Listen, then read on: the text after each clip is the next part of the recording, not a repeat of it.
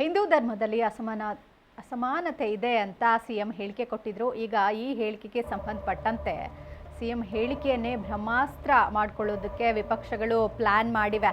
CM Siddaramaiah ವಿರುದ್ಧ ಜಾತಿ ಅಸ್ತ್ರವನ್ನ ಹೂಡಲು ಬಿಜೆಪಿ ಪ್ಲಾನ್ ಮಾಡಿಕೊಂಡಿದೆ. ಹಿಂದೂ ಧರ್ಮವನ್ನ ಟಾರ್ಗೆಟ್ ಮಾಡ್ತಿದ್ದಾರೆ ಅಂತ ಬಿಜೆಪಿ ಕಿಡಿಕಾರ್ತಾ ಇದೆ.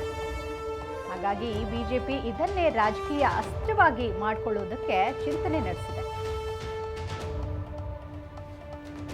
ಸಿಎಂ ಸಿದ್ದರಾಮಯ್ಯ ಹೇಳಿದ್ರು, ಹಿಂದೂ ಧರ್ಮದಲ್ಲಿ ಅಸಮಾನತೆ ಇದೆ ಅಂತ. ಈಗ ಬಿಜೆಪಿ ಹಾಗೆ ಬಿಜೆಪಿ ನಾಯಕರು ಇದೇ ಹೇಳಿಕೆಯನ್ನ ಅಸ್ತ್ರವಾಗಿ ಮಾಡ್ಕೊಳ್ತಾ ಇದ್ದಾರೆ. ರಾಜಕೀಯವಾಗಿ ಬಳಸಿಕೊಳ್ಳೋದಕ್ಕೆ ಪ್ರಯತ್ನಿಸ್ತಾ ಇದ್ದಾರೆ ಬಿಜೆಪಿ ನಾಯಕರು.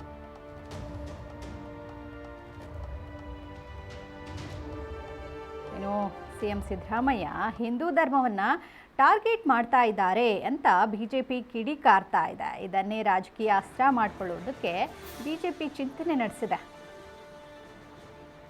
ಹಿಂದೂ ಧರ್ಮದಲ್ಲಿ ಅಸಮಾನತೆ ಇದೆ ಅಂತ ಸಿಎಂ ಹೇಳಿದರು.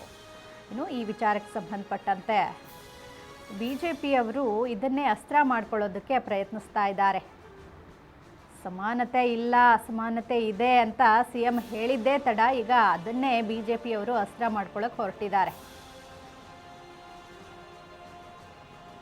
ಇನ್ನು ಹಿಂದೂ ಧರ್ಮವನ್ನು ಟಾರ್ಗೆಟ್ ಮಾಡ್ತಾ ಇದ್ದಾರೆ ಸಿಎಂ ಹಾಗೆ ಕಾಂಗ್ರೆಸ್ ಪಕ್ಷ ಅನ್ನೋದು ಇಂದು ನೆನೆಯಕ್ಕೆ ಹೋಗಲ್ಲ.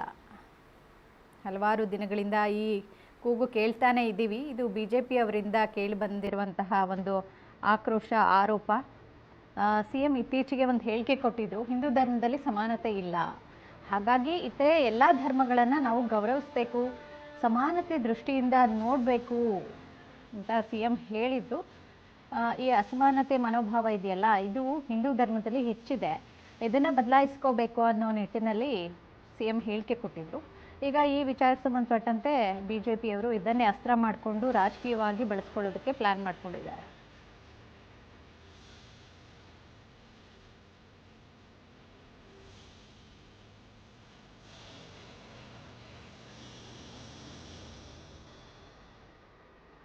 ಹಿಂದುಳಿದ ವರ್ಗಗಳ ಆಯೋಗ ಹಾಗೆ ಸರ್ಕಾರದ ವಿರುದ್ಧ ಹೋರಾಟ ಮಾಡೋದಕ್ಕೆ ಬಿಜೆಪಿ ಚಿಂತನೆ ನಡೆಸ್ಕೊಂಡಿದೆ. ಸರ್ಕಾರದ ವಿರುದ್ಧ ಹೋರಾಟ ರೂಪಿಸಲು ಬಿಜೆಪಿ ನಾಯಕರು ಎಲ್ಲರೂ ಸೇರಿ ಪ್ಲಾನ್ ಮಾಡಿದ್ದಾರೆ. ಸಾಮಾಜಿಕ ಶೈಕ್ಷಣಿಕ ಸಮಿತಿಯ ಸಮೀಕ್ಷೆಯಲ್ಲಿ ಜಾತಿ ಪಟ್ಟಿಯಲ್ಲಿ ಕ್ರಿಶ್ಚಿಯನ್ಗೆ ಮತಾಂತರವಾದ ಹಿಂದೂಗಳಿಗೆ ವರ್ಗದವರಿಗೆ ಪ್ರತ್ಯೇಕ, ಹಿಂದುಳಿದ ವರ್ಗದವರಿಗೆ ಪ್ರತ್ಯೇಕ ಕಾಲಮನ್ನು ಮಾಡಲಾಗಿದೆ. ಇನ್ನು 47 ಜಾತಿ ಹೆಸರಿನ ಬಗ್ಗೆ ವಿಪಕ್ಷ ಹಾಗೂ ರಾಜ್ಯದಲ್ಲಿ ಹೆಚ್ಚಾಗ್ತಾ ಇರುವಂತಹ ಆಕ್ಷೇಪಗಳು ಹೆಚ್ಚಾಗ್ತಾ ಇದೆ. ಇದ್ರ ಬಗ್ಗೆ ಹೆಚ್ಚಿನ ಮಾಹಿತಿಯನ್ನು ಕೊಡ್ತಾರೆ ನಮ್ಮ ಪ್ರತಿನಿಧಿ ಮಾರುತಿ. ಈಗ ಸಿಎಂ ಹೇಳಿದ್ರು ಹಿಂದೂ ಧರ್ಮದಲ್ಲಿ ಸಮಾನತೆ ಇಲ್ಲ, ಅಸಮಾನತೆ ಹೆಚ್ಚಾಗಿದೆ ಅಂತ. ಈಗ ಬಿಜೆಪಿಯವರು ಇದನ್ನೇ ಅಸ್ತ್ರವಾಗಿ ಬಳಸ್ಕೊಳ್ಳಿಕ್ಕೆ ಪ್ಲಾನ್ ಮಾಡ್ತಾ ಇದ್ದಾರೆ. ಬಿಜೆಪಿಯವರು ಯಾವ ರೀತಿ ಪ್ಲಾನ್ ಮಾಡ್ಬೋದು ಅಂತ?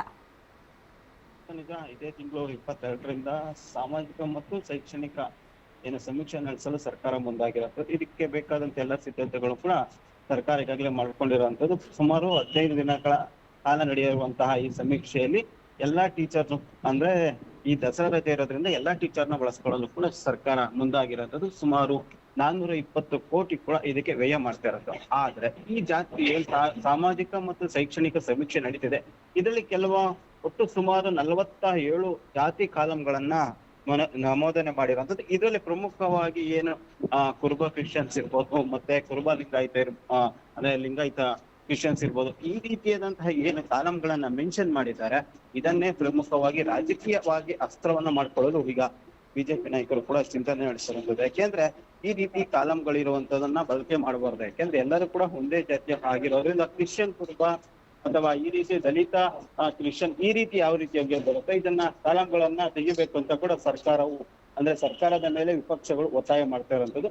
ಇದನ್ನ ರಾಜ್ಯಾದ್ಯಂತ ಈ ವಿಚಾರವಾಗಿ ಪ್ರತಿಭಟನೆ ಆಗಿರ್ಬೋದು ಮತ್ತೆ ಹೋರಾಟನ ಮಾಡಲು ಕೂಡ ಬಿಜೆಪಿ ಮತ್ತೆ ಅದೇ ರೀತಿ ಜೆಡಿಎಸ್ ನಾಯಕರು ಪ್ರಮುಖವಾಗಿ ಚಿಂತನೆ ಮಾಡ್ತಾ ಇರುವಂತ. ಇದೇ ತಿಂಗಳು 16ನೇ ತಾರೀಕು ಕೂಡ ಒಂದು ಮೀಟಿಂಗ್ ಅನ್ನ ಬಿಜೆಪಿ ನಾಯಕರನ್ನು ಕರೆದಿರುತ್ತೆ. ಇದರಲ್ಲಿ ಪ್ರಮುಖವಾಗಿ ಹಿಂದುಳಿದ ಸ್ವಾಮೀಜಿಗಳಾಗಿರ್ಬೋದು ಮತ್ತು ಅದೇ ರೀತಿಯಾದಂತ ಹಲವು ರಾಜಕೀಯ ಪಕ್ಷದ ನಾಯಕರು ಪ್ರಮುಖರು ಕೂಡ ಈ ಸಭೆಯಲ್ಲಿ ಭಾಗಿಯಾಗ್ತಾರೆ. ಈ ಸಭೆ ಮೂಲಕ ಒಂದು ಎಚ್ಚರಿಕೆಯನ್ನ ಬಿಜೆಪಿ ನಾಯಕರು ಸರ್ಕಾರಕ್ಕೆ ಕೊಡಲು ಮುಂದಾಗಿರುತ್ತೆ. ಯಾಕೆಂದ್ರೆ ಈ ರೀತಿಯಾದ ಸರ್ವೆ ಆಗ್ಬಾರ್ದು. ಕೇವಲ ಶೈಕ್ಷಣಿಕ ಮತ್ತು ಶೈಕ್ಷಣಿಕ ಮತ್ತು ಸಾಮಾಜಿಕ ಗಣತಿ ಆಗ್ಬೇಕೆ ಹೊರತು ಈ ರೀತಿಯಾದ ಆಗ್ಲೇಬಾರ್ದು. ಈ ಕಾಲಂಗಳನ್ನ ಪ್ರಮುಖವಾಗಿ ಸರ್ಕಾರ ಕೈಬಿಟ್ಟು ನಂತರ ಈ ರೀತಿಯಾದಂತಹ ಸಮೀಕ್ಷೆಯನ್ನು ನಡೆಸಬೇಕು. ಇಲ್ಲ ಅಂದ್ರೆ ಇದು ರಾಜ್ಯಾದ್ಯಂತ ದೊಡ್ಡ ಮಟ್ಟದಲ್ಲಿ ಹೋರಾಟ ಮಾಡ್ತೀವಿ ಅಂತ ಕೂಡ ಎಚ್ಚರಿಕೆಯನ್ನು ನೀಡಲು ಮುಂದುವರೆದಿದೆ. ಯಾಕೆಂದ್ರೆ ಈ ಸಮೀಕ್ಷೆ ವಿಚಾರದಲ್ಲಿ ಈಗಾಗಲೇ ಸಾಕಷ್ಟು ನಾಯಕರು ಕೂಡ ಅಪಸರ್ವಗಳನ್ನ ಎತ್ತಿರುವಂತದ್ದು. ಯಾಕೆಂದ್ರೆ ಕೇಂದ್ರ ನಾಯಕರು ಕೂಡ ಈ ರೀತಿಯಾದ ಜಾತಿ ಗಣತಿಯನ್ನ ಮಾಡ್ತಿದ್ದಾರೆ. ಅದ್ರಲ್ಲೂ ಹೊರತಾಗಿ ಕೂಡ ರಾಜ್ಯ ಸರ್ಕಾರ ಮಾಡಬಾರ್ದು ಅಂತ ಕೆಲ ನಾಯಕರು ಕೂಡ ಹೇಳ್ತಾ ಇರೋದು. ಅದರಿಂದಾಗಿ ಈ ರೀತಿಯಾದ ಏನು ಕೊರತೆಗಳಿವೆ ಮತ್ತು ನ್ಯೂನ್ಯತೆಗಳು ಇದನ್ನ ಬಳಸ್ಕೊಳ್ಳಲು ಕೂಡ ಬಿಜೆಪಿ ನಾಯಕರು ಪ್ರಮುಖವಾಗಿ ಇದನ್ನೇ ಅಸ್ತ್ರವಾಗಿ, ಯಾಕೆಂದ್ರೆ ಇಷ್ಟು ಸಾಕಷ್ಟು ದಿನಗಳಿಂದ ಈ ವಿಚಾರಕ್ಕೆ ದೊಡ್ಡ ಮಟ್ಟದಲ್ಲಿ ಚರ್ಚೆ ಆಗ್ತದೆ. ಅದನ್ನೆಲ್ಲವೂ ಕೂಡ ರಾಜಕೀಯವಾಗಿ ಮತ್ತು ನಾವು ಜಾತಿಗಳಿಗೆ ಹತ್ತಿರ ಅಂದ್ರೆ ಯಾವೆಲ್ಲ ಹಿಂದುಳಿದ ನಾಯಕರಿರ್ಬೋದು, ಅದೇ ರೀತಿಯಾದಂತಹ ಪ್ರಮುಖವಾಗಿ ಜಾತಿನೇ ಅಡ್ಡ ಇಟ್ಕೊಂಡು ನಾವು ಜನತೆಗೆ ಹತ್ತಿರ ಆಗ್ಬೇಕೆಂಬ ದೃಷ್ಟಿಯಿಂದ ಈ ಹೋರಾಟ ಈ ರೀತಿಯಾದಂತಹ ಹೋರಾಟಕ್ಕೆ ಮುಂದಾಗಿರುವಂತದ್ದು. ಅಂದ್ರೆ ಈ ತಿಂಗಳು 16ನೇ ತಾರೀಕು ಬೆಂಗಳೂರಿನಲ್ಲಿ ಖಾಸಗಿ ಹೋಟೆಲ್ನಲ್ಲಿ ಈ ಮೀಟಿಂಗ್ ಅನ್ನ ನಡೀತಾ ಇರುವಂತದ್ದು. ಈ ಮೀಟಿಂಗ್ ನಲ್ಲಿ ಎಲ್ಲರೂ ಕೂಡ ಭಾಗಿಯಾಗ್ತಾರೆ. ಆ ನಂತರ ಸರ್ಕಾರಕ್ಕೆ ಒಂದು ಎಚ್ಚರಿಕೆಯನ್ನು ನೀಡ್ತಾರೆ. ಸರ್ಕಾರವು ಇದೇ ರೀತಿ ಮುಂದುವರೆದಿದೆ ಅದಲ್ಲಿ ರಾಜ್ಯಾದ್ಯಂತ ಹೋರಾಟ ಮಾಡಲು ಕೂಡ ತಯಾರಾಗಿರುವಂತದ್ದು. ತನುಜಾ, ಓಕೆ, ಹಾಗಾದ್ರೆ ಈಗ ಹಿಂದೂಗಳು ಯಾರೆಲ್ಲ ಇದ್ರೋ ಅವರು ಓಕೆ, ಸಂಪರ್ಕ ಕಡಿತವಾಗಿದೆ. ಧನ್ಯವಾದಗಳು ಮಾರುತಿ ನಿಮ್ಮೆಲ್ಲ ಮಾಹಿತಿಗೆ.